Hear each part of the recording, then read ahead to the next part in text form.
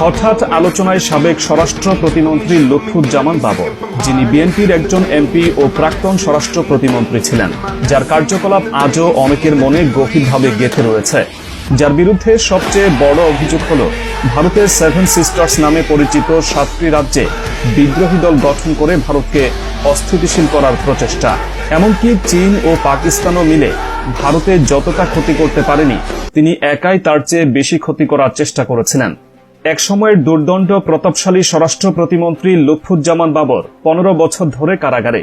তাকে সর্বশেষ জনসমক্ষে দেখা গেছে 2021 সালের অক্টোবরে দুদকের একটি মামলায় আদালতে হাজিরা দেওয়ার সময়। এখন তিনি কেরানীগঞ্জে ঢাকা কেন্দ্রীয় কারাগারে তার ফাঁসির রায়ের চূড়ান্ত নিষ্পত্তির প্রহর গুনছেন। অন্তর্বর্তী সরকারের শপথের 2 দিন আগে ভারতীয় সংবাদ মাধ্যম এনডিটিভিকে দিয়ে এক সাক্ষাৎকারে নোবেল বিজয়ী অর্থনীতিবিদ ডক্টর মোহাম্মদ ইউনুস বলেন, ছাত্র আন্দোলনের কারণে বাংলাদেশে অস্থিরতা চলমান অবস্থা নিয়ন্ত্রণ না করা গেলে তা প্রতিবেশী মিয়ানমার সহ ভারতের 7 সিস্টার্সে ছড়িয়ে পড়তে পারে। তার এই বক্তব্যের পরেই হঠাৎ করেই সামাজিক যোগাযোগ মাধ্যমে লুৎফুজ্জামান বাবরকে নিয়ে আলোচনা শুরু হয়েছে।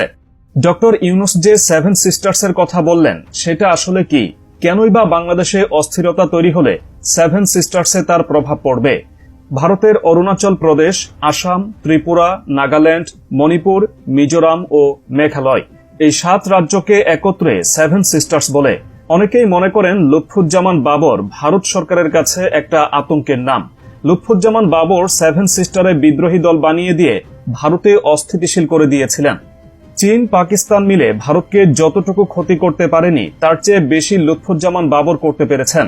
2004 সালে তিনি 10 ট্রাক ভর্তি অস্ত্র, গোলাবারুদ, রকেটের লঞ্চার নিয়ে ভারতে পাঠাতে চেয়েছিলেন।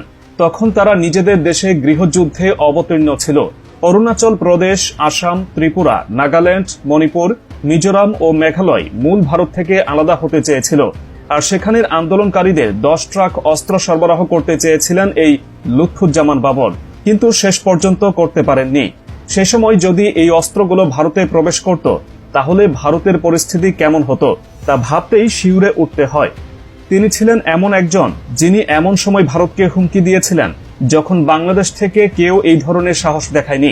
7 সিস্টার্সকে স্ট্র্যাপ সিস্টার বানানোর ক্ষমতা ছিল তার, এমনটাই মনে করেন অনেকে।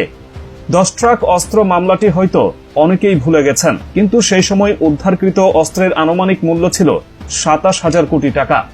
অনেকেই মনে করেন যে সময় তিনি স্বরাষ্ট্রমন্ত্রী ছিলেন এবং যদি সেই অস্ত্রগুলো ভারতে ঢুকত, আজকের ভারতের 7 সিস্টার্স হয়তো অক্ষত থাকত না। ভারত তখন নিজেদের নিরাপত্তা নিয়ে এতটাই ব্যস্ত হয়ে পড়ত যে আমাদের দেশের অভ্যন্তরীণ বিষয়ে হস্তক্ষেপ করার সময়ই পেত না। ফলে হয়তো আমাদের দেশকেও 15 বছরের দুঃশাসন সহ্য করতে হতো না। তার সেই বিখ্যাত dialogue, we are looking for শত্রুজ, আজও অনেকে ভুলতে পারেনি। সাবেক প্রভাবশালী এই মন্ত্রী 1958 সালের 10 অক্টোবর জন্মগ্রহণ করেন। তার প্রাতিষ্ঠানিক শিক্ষা এইচএসসি পর্যন্ত।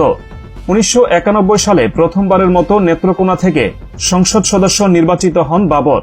এরপর 1996 সালের 15 ফেব্রুয়ারির বিতর্কিত নির্বাচনেও তিনি সংসদ সদস্য নির্বাচিত হয়েছিলেন। সর্বশেষ 2001 সালে লুৎফুজ্জামান বাবর নেত্রকোনার একটি আসন থেকে সংসদ সদস্য নির্বাচিত হন। 2001 সালে বিএনপির নেতৃত্বাধীন জোট বাংলাদেশে সরকার গঠন করার পর যে কয়েকজন ব্যক্তি প্রবল ক্ষমতাবান হয়ে ওঠেন, তাদের মধ্যে লুৎফুজ্জামান বাবর ছিলেন অন্যতম। 2004 সালে ধরা পড়া 10 ট্রাক অস্ত্রের চালান মামলায় 3 অক্টোবর 2010 সালে 10 ট্রাক অস্ত্র মামলায় শ্যান অ্যারেস্ট দেখানো হয় বাবরকে। এই মামলায়ও তাকে মৃত্যুদণ্ড দেওয়া হয়। খালেদা জিয়ার সরকারের সময় প্রবল অস্বস্তি তৈরি করেছিল এই 10 ট্রাক সমপরিমাণ অস্ত্র উদ্ধারের বিষয়টি। 10 ট্রাক অস্ত্র উদ্ধারের আগে থেকে বিএনপি সরকারের সঙ্গে ভারতের সম্পর্ক খুব একটা ভালো যাচ্ছিল না। এর মূলে ছিল নিরাপত্তা ইস্যু। ভারত তাদের উত্তর পূর্বাঞ্চলের 7টি রাজ্যের নিরাপত্তা নিয়ে বেশ চিন্তিত ছিল। ভারতের অভিযোগ ছিল দেশটির উত্তর পূর্বাঞ্চলের বিদ্রোহী গোষ্ঠীগুলোকে মদদ দিচ্ছে বিএনপি সরকার। এমন অবস্থায় ওই 10 ট্রাক অস্ত্র ধরা পড়ে।